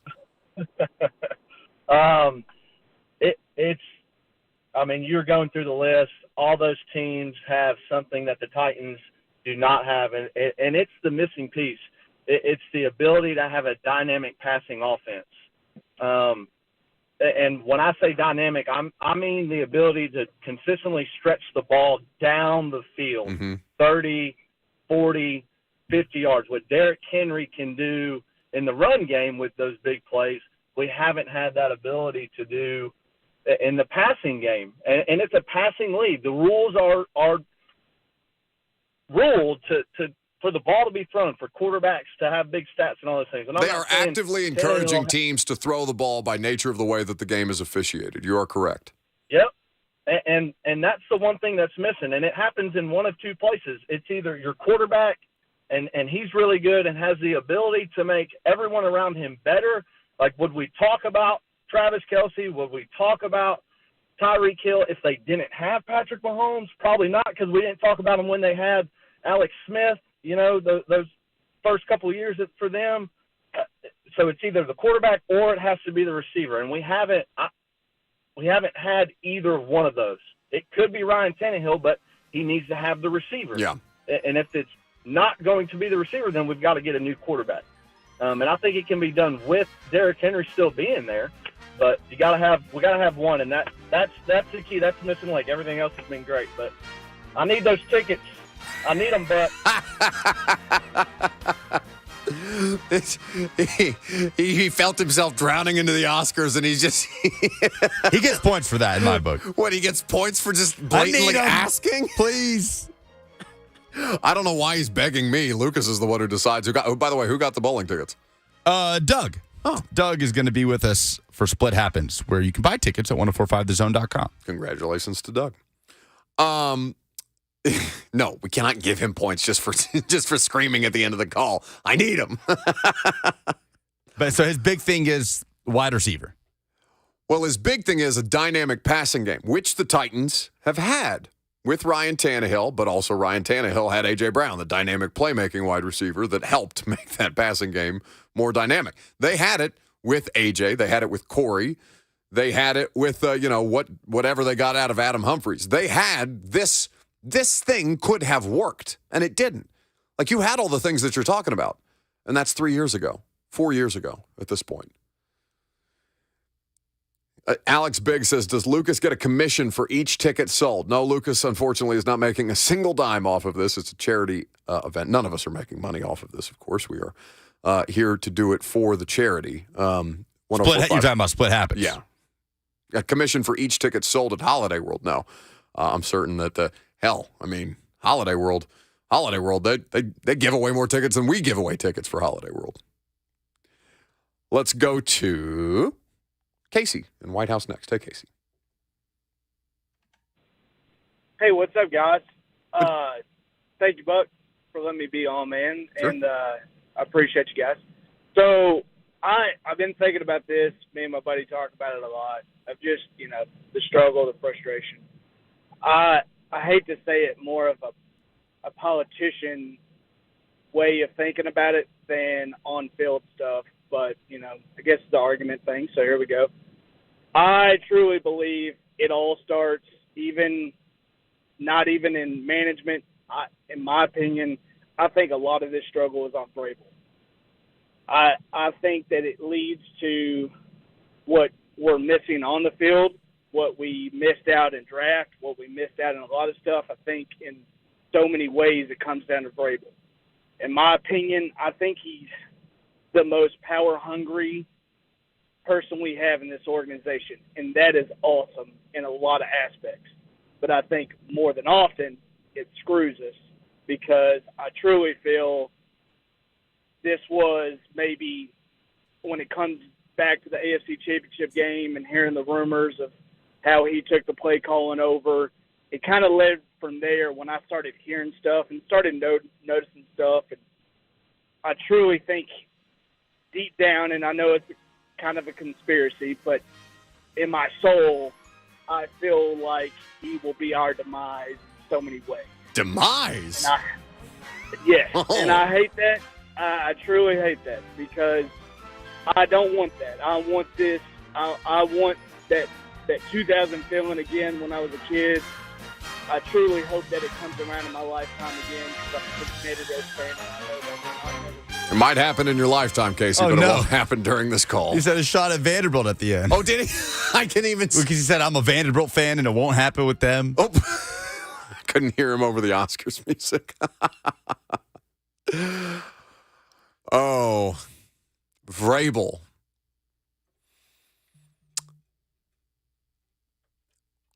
Titans fans have a weird relationship with him, it feels like. Doesn't it? He is polarizing, but I don't know why.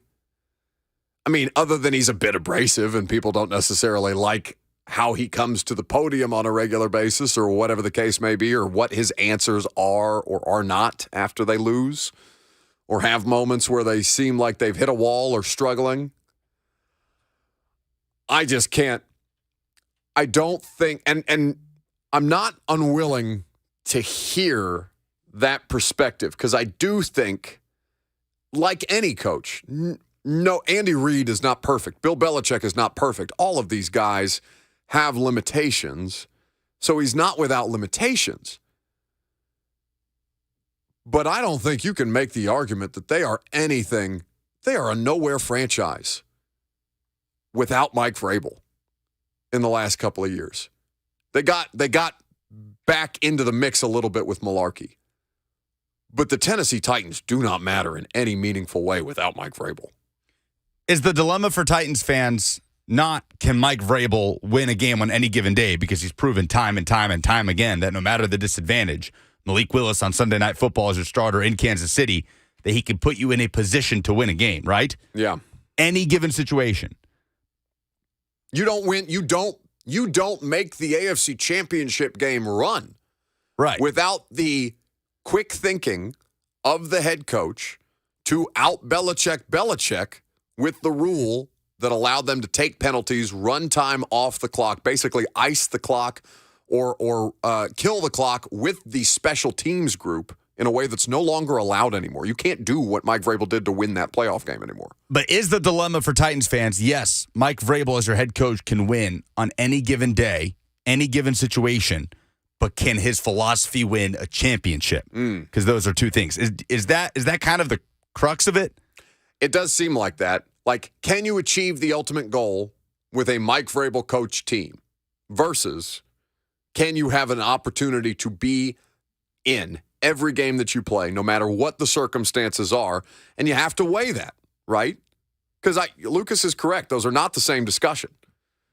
Mike Vrabel will have his team ready to play on any given Thursday, Sunday, Monday, Tuesday night football because his team is experiencing a pandemic for the first time. Not practicing for however many days. Which the players ended up using as an argument to not practice on a regular basis in ways that probably Vrabel didn't like. But either way, like all of them have good qualities, all of them have bad, or all of them have qualities that can limit them. But to argue that Vrabel is the thing that's going to be your demise, Casey, I can't get on board with that. And that doesn't mean that you have to change your opinion. But I know what they were before Mike, and I know what they are now.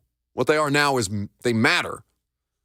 And what they were before was, the Tennessee Titans. I don't care about the Tennessee Titans. What do you mean Tennessee Titans? Oh, DeMarco Murray did that? That's nice. Isn't he still a Cowboy? They matter in meaningful ways. They have won at a rate. He is winning at a rate unlike any other coach in the history of that franchise. I think Jack Pardee is the only one who's got a better win percentage through the amount of time that Vrabel, this is going to be year 6 for Vrabel. He's literally winning at a rate that only one other coach, and I think he's outlasted how many years Jack Pardee was with the franchise. I need to go back and check those numbers, so maybe let me not get reckless there. But either way. 615-737-1045 is the number. Here's another way to look at the Vrabel thing, because it's just such an interesting thing to me, because I look at him and I see somebody, even if he was fired today, and this is something that somebody in the league told me, I think 2 years ago. If he was ever fired from this job, get snapped up, he would have a job before he had time to tell his family the Titans had fired him. He is that highly regarded in the league. So maybe instead of looking at it and saying he's the thing that's keeping them from achieving at the rate that you want them to achieve, I almost think it's better to look at it this way. They lost 7 straight games last year, and they were not the worst team in football. Now, I know this is a bit of a what's the word that I'm looking for? This is a bit of a consolation prize. It's not the right phrase that I'm looking for, but you know what I'm saying? It's a loser's argument, but they didn't bottom out. They didn't have the number 1 overall pick. Now, maybe you want them to. Maybe you would prefer that. Maybe you would prefer the bottom fall entirely out, and that winning 7 games isn't as meaningful to you as winning 3 and getting the first overall pick or the second overall pick and getting your quarterback that you think is going to be markedly better than whatever you're going to get after the fact. But I do think there is something to be admired in them never really bottoming out. I feel the same way about Sean McVay and the Rams last year. They had every reason to pack it in. They only won 5 games. They still weren't the worst team in football last year. That stuff matters to these coaches. So instead of, there being a fair amount of bitching about the idea that they refuse to tank. Matters to players. Matters to players. Matters to coaches, not just Mike, but the people who work for him, the people whose families are directly tied to Mike Vrabel having success or failure. Like, tanking never comes down to the players, right? Like, never. Players ever, are not tanking for the future of the franchise. They don't give a damn about the future of the franchise. You know why? The vast majority of them aren't going to be here next year. Not the guys, not the small percentage of guys at the top that get the big money contracts. No, the vast majority of your roster, they're not going to play for your team in 2023 or 2024, 2025. It's not the way the sport works. So Brandon Rushing in the F&M Bank chat, and we'll get more of these phone calls here in just a second. He says it's like the Rick Barnes discussion. I don't agree with it, but seems to be familiar. I do think that there are some parallels there. We'll get more of your phone calls. Last call for them. 615-737-1045 is the number. We'll update the polls. Call it a day on 1045 The Zone.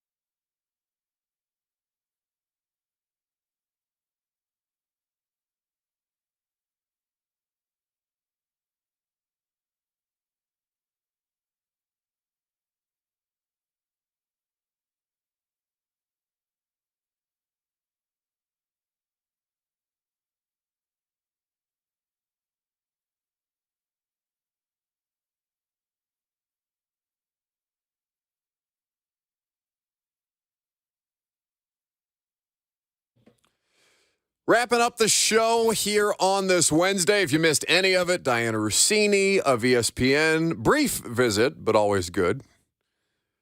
Good information on DeAndre Hopkins, the Titans, the Chiefs, and everybody else who might be vying for his interest. Go check out the podcast, wherever podcasts are available. Speaking of podcasts, the install, a new episode. First time in like 6 weeks we've done a new episode since the live show with Greg and I. We'll be talking about DeAndre Hopkins, so we are going to tape that, as a matter of fact, as soon as I get home from radio today. So you can keep a lookout for that in your podcast feeds and the 615 Sessions podcast later this afternoon as well. A lot of stuff going on. Meanwhile, phone calls, last call for them. What's the biggest thing keeping the Titans from a Super Bowl? Go to Rick in Hendersonville next. Hey, Rick. Hey, Buck. Hey, Lucas. You guys have been answering this question with every opinion that you guys give. And the easy answer is talent. If you were to take position by position, all 22 positions, and rank them, I bet the Titans would probably end up between 26th and 32nd. Yeah. Think about that. Think about what you and Lucas have been talking about. This one, that one, putting it together, et cetera. It is lack of talent compared to the rest of the league. I'm with you, Rick. That's what's at the core of this. What were they in 2019? An infinitely talented team. A.J. Brown, Corey Davis, Derrick Henry. Humphrey's a part of that 19 team? Yeah. He played a huge role in that Chiefs win, I remember. That's right. At home, yeah. Concussions that ultimately derailed him. Defensively, they were great during the early part of that season. They were allowing something disgusting, like 20 points per game. They were keeping teams on lockdown because the offense couldn't score with Marcus. They had to. And then as things developed, they weren't quite that as a defense, but Vaccaro and Byard. You had Woodyard on those teams, Jayon Brown, Rashaan Evans playing at a better level than we saw from Rashaan towards the end of it. The pass rush with Jeff getting not quite 100% of himself in his rookie season, but really, really paying dividends on what they had. Daquan Jones was a really good player for them. Ultimately went on to play in Carolina and then with Buffalo last year, but they had a substantially more talented team in 2019 than they do today. Now, at some point, that talent becomes expensive, and you have to pay it, and you can't have as much highly paid talent as you would like. But that's kind of the life cycle of what this is, and the question is, well, did they bottom out last year, or is there still more yet to come? Of course, we don't have the answer to that question. All right, one more and then some polls. Did you just snort at me in the microphone? What was that? I'm breathing. Oh, okay. Is that okay? Don't do it in a way that everybody can hear it. Rich in Pleasant View, last call. Hey, Rich. Hi, Buck. Fellow Hoosier here. Okay. I wanted to weigh in on what I think is my take on what the Titans are lacking, and all the teams that Lucas mentioned, maybe exception of Philadelphia, is they all had a dynamic, elite quarterback who can make everyone on the offense better around him. Without a dynamic quarterback, elite, they're just mediocre at best. Well, thanks for the call, Rich. I'm sorry. We appreciate it. Yeah, we had that conversation a little bit earlier, but it does seem that there's, quarterback. Having a better quarterback than everybody else certainly seems to help a ton. Turns out it's a good thing. Turns out it's a really, really good thing. Polls, please. Oh, he wasn't ready. I'm going to make you an offer you can't refuse. Because the polls have closed and the votes have been tallied. It's time for a poll update. And he's a good boy. Buck Rising show producer and correspondent, Lucas Panzica. Speaking of Lucas Panzica, there is a soccer game tonight that you can hear Lucas Panzica and Will Bowling on the call of. Nashville SC at Montreal. 10 games unbeaten now for Nashville. A club record, longest active streak in MLS. They head up to Montreal, who is 9th in the East, but has been fantastic at home this season. So 6:30 kickoff will be on the air at 6:15. There you go. Presented by Two Rivers Ford. The polls. Who sells below MSRP on any non-specialty new Ford? Did you have something? Nope, sure didn't. It's the dumbest thing in sports this week. Tyler says Antonio Brown buying the defending back-to-back National Arena League champions and then promptly firing half the team and then getting kicked out of the league for not paying bills. Excellent. We haven't done much with the Antonio Brown story, but yes, that is a thing that did happen. It's like he's just getting involved in things with the specific goal of sabotaging them at this point. It does seem to be a trend. How will you remember this Tennessee baseball season? George says getting gaslit by Mike Wilson on this show throughout the postseason.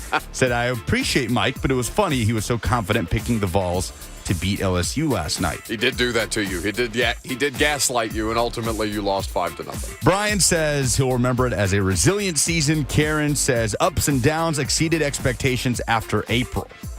It was fun. I think you can still be disappointed, but you can have enjoyed the ride that ultimately got them to Omaha. What's the biggest thing keeping the Titans from Super Bowl contention? George says depth across the board. Talent. Talent is ultimately what's at the core of their issues. Now, how well they've done to replenish that talent, we will wait to see. Dane says wide receiver. Chris says wide receiver. Jamie says for many years secondary. Last couple years, the offensive line. Wide receivers can only win games. It wasn't enough to overcome when they did have limited talent in the room. Yeah, wide receiver tends to be a theme around here. What is the most likely landing spot for free agent wide receiver DeAndre Hopkins? 60% of the Titans fan audience voted the Tennessee Titans. Okay. 19% say the field. 12% say the Patriots. Only 9% say the Kansas City Chiefs. The answer is the field. Over any one specific option, the answer should always be the field. But that 60% of you still feel that confident about it? Well, we'll remain we will keep an eye on the situation. And Dianna said they are very, very much in this thing. So. She also seems to believe it is just Titans and Patriots as of now. As of now, yes, on June the 21st. Those are the polls. Excellent. That's the show. Tomorrow's going to be fun. We're going to grade Rand Carthon's first offseason. So make sure you're hanging around for that. We are also going to get into a conversation about the coordinators in the SEC. A lot of changing parts and pieces. Which ones were the most important? So make sure you're hanging out on the radio show tomorrow at 10, prime time tonight. We'll see you.